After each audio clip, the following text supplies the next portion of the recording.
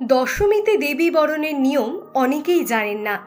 জানুন দেবী বরণের সঠিক নিয়ম কানুন।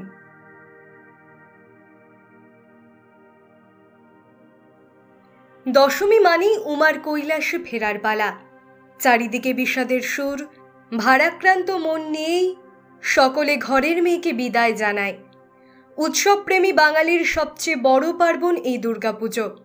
তাই তো বছরের নতুন পঞ্জিকা বা ক্যালেন্ডার হাতে পেলেই বাঙালিরা যেই দিনগুলিতে সবার আগে চোখ বোলায় তার মধ্যে দুর্গাপুজো একটি। ঢাকের তাল, সিঁদুর খেলা, দেবীর বরণের পর জলাশয়ে প্রতিমা নিরঞ্জনের পর কোলাকুলি, শুভেচ্ছা বিনিময়, মিষ্টিমুখ আর একরাশ নতুন আশা নিয়ে শুরু হয় বাঙালির বিজয়া পর্ব। দশমীতে দেবী বরণের প্রয়োজনীয় উপকরণ: বরণ ডালায় রাখুন তেল, সিঁদুর, ধান, দূর্বা, ফুল, বেলপাতা, 2টি পান ও মা দুর্গার একটি পানের খিলি, একটি 1 টাকার কয়েন, ধূপকাঠি ও মোমবাতি। দশমীতে দেবী বরণের নিয়মগুলি জানি, চলুন। মহাদশমীর দিন স্নান করে শুদ্ধ বস্ত্র পরে 2 পায়ে আলতা ও সিঁথিতে সিঁদুর পরার নিয়ম। দেবী দুর্গাকে বরণ করার সময় মাথায় ঘোমটা টেনে গায়ে আঁচল দিতে হয়। খেয়াল রাখতে হবে শাড়ির আঁচল বা চুলের ঝাপটা যেন মায়ের গায়ে না লাগে।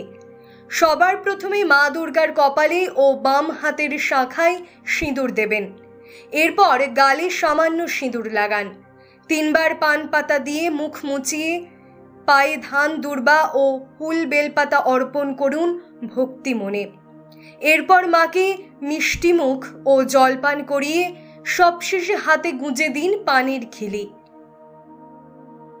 দেবী দুর্গার বরণের পর একে একে 4 ছেলে মেয়ে গণেশ, লক্ষ্মী, সরস্বতী ও কার্তিককে বরণ করে মিষ্টিমুখ করানোর নিয়ম। দশমীতে সিঁদুর খেলার গুরুত্ব কি, চলুন জানি। সনাতন ধর্মে সিঁদুরের গুরুত্ব অনেক। বিবাহিত মহিলারা স্বামীর মঙ্গল কামনা করে সিঁদুর পরেন।